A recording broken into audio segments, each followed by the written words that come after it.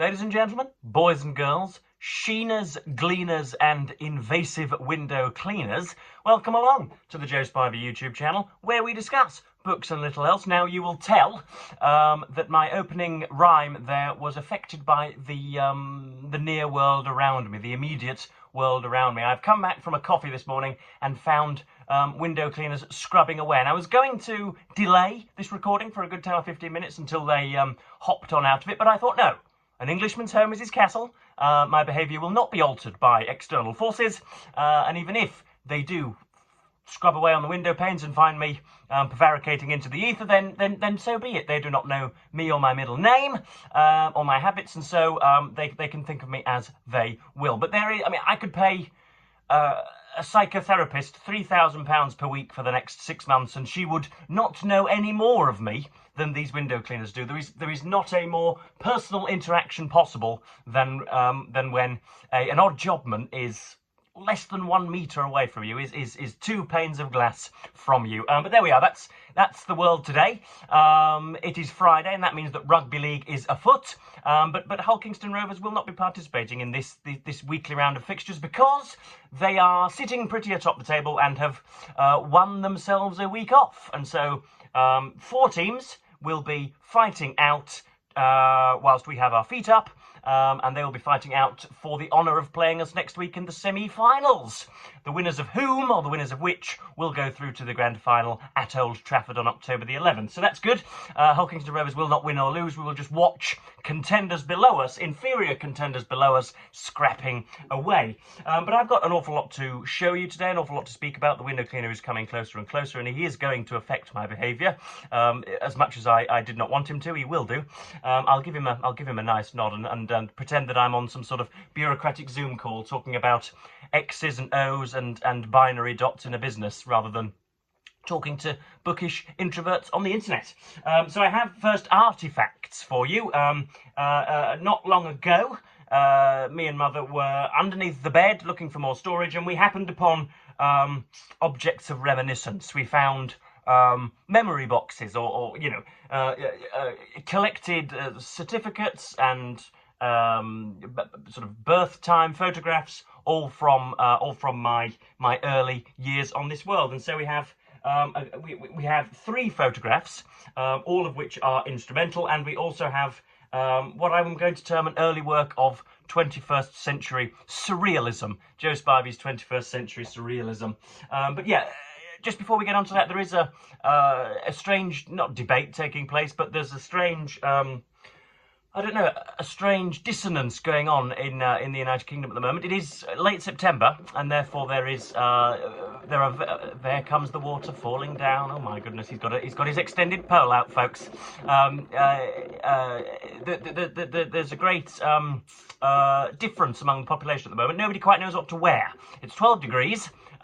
Which means that individuals who pray for cooler weather all the year round quite like to be swaddled, and those who like to don cloaks are eager to wear their winter clothing, and yet you can easily find, after wearing 3 layers in a winter coat, that somebody is walking down the street wearing shorts and t-shirts. So yeah, it's a little bit of a medley in the streets at the moment. I am the proud owner of a multi-100-pound sort of flying jacket, air pilot flying jacket of the 1940s. So I really do look like I should be doing victory rolls over Biggin Hill rather than booktube videos. It's just there, actually. That's perfect. There it is. It's got it's full thick leather with a fur collar. There we go. And so I am always keen to wear that, and so end up very, very, very sweaty whenever I go out for a walk at the moment, because it really is too warm for such an item. But there we are. Back to our artifacts. We have, as I say, this is supposed to be an early rendition of my own mother, drawn, or painted by me. I cannot have been older than 4 or 5. I hope I'm not older than 4 or 5 anyway, because it shows no artistic discernment whatsoever. But here we are. This is apparently Joseph's mummy. Now, that is not what my mother looks like. I do not need to reiterate. That instead looks more like an Arthurian antagonist. That looks like Grendel or something that Sir Gawain would have to conquer in order to win the heart of Guinevere or whatever. It's a scary thing. It has one eye. It is boot polish black. So I must have had a mother from Ethiopia back then with a dishcloth of grey hair, blue arms, a green shapeless body, and dangling legs with orange boots. There we go. That is apparently how I viewed my mother. Now, a Freudian would go to town on that and tell you that it points towards late-stage homosexuality, or that it shows that I will one day, assassinate a counsellor. That I don't know what any sort of analyst would take from it, but I thought something worth keeping and worth showing. Next up, we have 3 pictures taken from early cameras. This was just before the introduction of bidirectional digital media and fibre optic broadband. The days when TikTok did not beget us. When it did not dog us, when it did not affect our lives terribly. When you could go to the park and you could sing amongst the starlings and not be affected by government spying or whatever. It really was a free and innocent era. The last years of a free and innocent era, the early 21st century. I was born in 2002, and these must have been taken in 2006 or 7, I think. So we have the first one, which is Joseph Edward in Hulkingston Rovers kit. Not an awful lot has changed. And I am level pegging with a great friend at the school sports day. So here I am, there I am. If I can move it close enough that you can see, there is such determination on my face. Look at that. I think Johnny there, who was my best friend at the time, he got out the blocks quicker than I did, but I soon caught up, and that really is a perfect action shot. Should the memoirs ever be written, I think that will be on the front of them. Look at the determination on the cove's face there. And I think, although I would say this, I think I ended up winning that.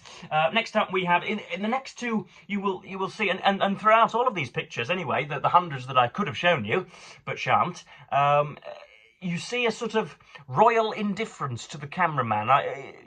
When you're young, there is no self-consciousness, and so most people smile, and most people have snot bubbling all the way down their chins and their noses.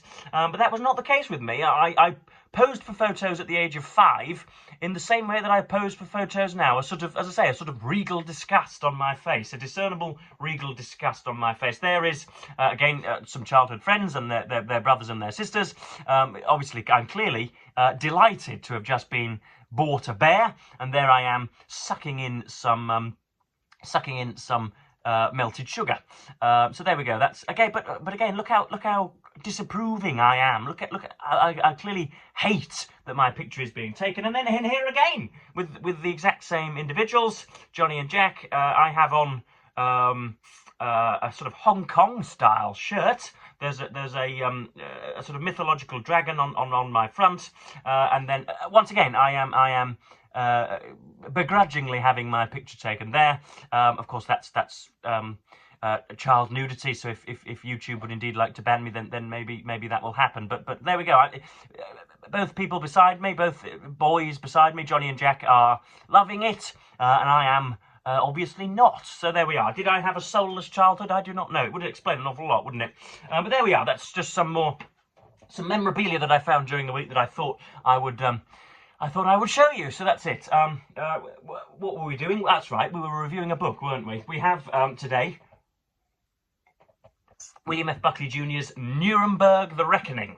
I have read this, for me anyway, at lightning speed in 2 to 2.5 days. It's 350 odd pages, but it is very well spaced, and so it can be charged through should you so wish. So who was William F Buckley? He may need introducing, actually. Had I been recording YouTube videos in 1993, he would not have needed any introduction. He was again, I don't know how to do this without using cliches, but he was the father of not the father of American conservatism. He was the conduit of American conservatism for a good long while. The leading conservative figure, one of few honourable conservatives, I think it was fair to say, even though he supported Richard Nixon and Ronald Reagan. and he ran for a good long while the show Firing Line, which I think was on PBS, but I'm more than happy to be corrected on that. And he interviewed very many people. He was intelligent in a sort of serpentine way, but he was sort of ideologically misguided. But he fathered and ran and edited for a good long while the National Review newspaper. And yeah, everybody knew him, and again, most right-wing conservative figures in the mid to late 20th century always sought his sponsorship if ever they were running as a candidate. His opinion carried real weight, much like Ezra Klein's would nowadays, or Curtis Yarvin's, I suppose. You know, one of the last patrician intellectuals. And yeah, this was written in 2002, the year of my birth, and shows all the signs of comfortable authorial corpulence. For those of you playing Joe Spivey Verbal Bingo, corpulence is worth 12 points this morning. Younger books written when their authors are younger often look to dazzle. They're often very they often flail around. They often have allusions and similes and metaphors which have been curdling in the debutante's mind for the last 3 or 4 years whilst they've been writing. They look to prove themselves. They are desperate to arrest your attention. Whereas older books, this was written when Buckley was in his mid to late 70s. He would die in 2007, age 82. So count back 5 years. He was, 76, 77 when this was published. Buckley would have had his manuscript published pretty much unedited, I do believe. And it has all of the disappointing safety, all of the all of the disappointing comfort which comes with old age and of being a long-time stalwart of the media and the publishing sphere. William F Buckley is not trying very hard in this book, but it was obviously a subject on which he felt passionate and which he felt needed airing. So yeah, we are in Nuremberg. These were trials which took place 1 year after the fall of Nazi Germany in 1946 and 47, when Berliners were scuttling around amongst the rubble, when Hitler and Goebbels and Himmler had taken the coward's way out, but I suppose it would be said the most pragmatic way out, when they had damned themselves in after terrorising the continent for a good 10 years, and Goering and Keitel and Jodl and Seyss-Inquart and others were put to trial, and it was in the end decided that they should be hanged, and this follows the story of, officially anyway, of Sebastian Reinhardt, who is a German American who arrived in America in his early teens, as a very young boy anyway, via New York, and then soon moves on to Arizona. What a journey that is, or was. And he is there as an interpreter. He speaks German with his mother Annabelle and his grandmother Henrietta, and so is as fluent in German as he would come to be an American. And so again, amongst the rubble, he is called. He's already in the army and was hoping to be included amongst Ike's liberating forces, except that the continent capitulated a little quicker than America were perhaps anticipating, and so he never gets to join up, never gets to sign up, never sees any action. But he is a lieutenant, I believe, and again, they need German speakers for translating and interpreting purposes so that they can speak to the inmate. You can imagine the Americans rolling up, going, let's go and prosecute some Nazis, and then suddenly they find that none of them speak English. My God, we're going to need some people who speak crap around here. So Sebastian is brought in, and he is put into the command of, or oversees the deposition of Kurt Amadeus, who was at an extermination camp in Poland, and again, William F Buckley he sort of steps aside. Really, he doesn't often mention the extermination of Jews in this book. There is no clear moral direction to it. He doesn't malign Amadeus really. He doesn't really support Sebastian Reinhardt. But one important point which we learn earlier in the book, we get an awful lot of background about we get an awful lot of background of Sebastian than I have given today, than I've bothered to give today. But we learn that when him and his mother fled the country, they were originally intending to flee with their father Axel, who was an engineer, an architect, a structural engineer for Heidel and Sons, who would later be charged with the construction of concentration camps. And Axel Reinhardt is prevented from fleeing with his family by the Gestapo, and stays on at Heidel and Sons, and just outside of Krakow, near Lodz, L-O-D-Z, plays a fundamental part in the construction of the Joni concentration camp, Joni, and Sebastian and Henrietta, the grandmother, and Annabelle, receive word in, I think, 42 or 43, that Axel has died in the service of the fatherland. They do not know how, whether that was on the front line or whether that was at the hands of secret police forces or whatever. But right at the end, that is where the crux of the matter comes. There is, of course, no mystery to what occurs. Everybody is found guilty and either is imprisoned for life or is hanged ceremonially. But yeah, as I say, I was expecting from William F Buckley's interviews and from many of his pieces that I've read in the past. I've got a collection of essays which are entitled, what are they entitled? Let Us Talk of Many Things, Let Us Speak of Many Things.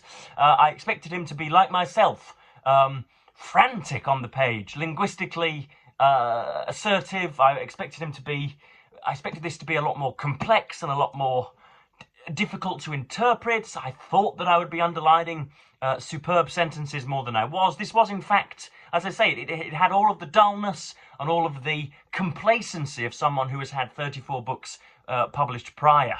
But I have done my best to turn over the best pages and to give you a little bit of a taste as to what The Reckoning reads like. So here we go. We've got some passages to read out. This is the early, what I've described as the psychotic honesty of childhood. This is young Sebastian in, what will it be? This will probably be the mid-1930s, when he's just moved over to America. And of course, he is therefore split. He knows that his father has been forced to stay on and support the German cause almost, and yet he knows that the Nazis are morally abhorrent, and he knows that the country in which he lives at the moment, the United States, are fighting the forces of fascism, or at least sponsoring the opponents of fascism for a short while before they eventually enter the theatre. And so there is a little bit of a double bind there, maybe. So here we go. This is the question that Sebastian poses. If you pray for an Allied victory, then you imagine him sort of not sucking his thumb, but at least playing with a teddy bear whilst asking this. If you pray for an Allied victory, then you pray for successful bombing raids by the RAF and by us. You're praying, at least, that bombers will find their legal targets. That means that a bomb aimed at a bridge, a building that is part of the military would be hit. That could be a building where Papa is working. So God would be saying it was all right to kill my father. One of those Socratic, very, almost unanswerable questions that children are so often want to ask. What do we have next? Next up we have, I'm sure I had something else from Axel, but it appears I do not. Where's that folded page gone? I thought that I had a quotation from Axel to read out, but it turns out I do not. We have actually instead Justice Jackson, who is the is he the presiding judge? I think he's the presiding judge at Nuremberg. He is one of the he's not a senior prosecutor, but he oversees the proceedings, he damns the actions of the individuals who are in the stands with their headphones on and their translation mechanisms plugged into their ears. He releases a real damning and I think immensely quotable passage. So here we go. This is his words resounding through the court. The renowned Jackson rhetoric went on in near voluptuous judicial waves. We must summon such, this is the quotation, we must summon such detachment and intellectual integrity to our task that this trial will commend itself to posterity as fulfilling humanity's aspirations to do justice. Press and spectators and defendants were warned that much time would need to be spent. The catalogue of crimes will admit nothing that could be conceived by a pathological prince engaged in cruelty and lusting for power. And the defendants were advised that there would be no difference in the case the Allies would make against them. Against their opponents, the Nazis directed such a campaign of arrogance, brutality and annihilation as the world has not witnessed since the pre-Christian era. At length, bestiality and bad faith reached such excess that they aroused the sleeping strength of imperiled civilization. Its united efforts have ground the Nazi war machine to fragments, but the struggle has left Europe a liberated yet prostrate land where a demoralized society struggles to survive. These are the fruits of the sinister forces that sit with these defendants in the prisoner's dock. So there we go. It's not bad, I suppose. I'm struggling for proper critical phrases. There's an awful lot of deplorable not deplorable, that's too strong, of disappointing exposition in here, which is used to explain, which is used to convey information which the readership will need, but which could have been done in a more professional and more discerning manner. I sense, I can tell that Buckley's powers are on the wane, in other words.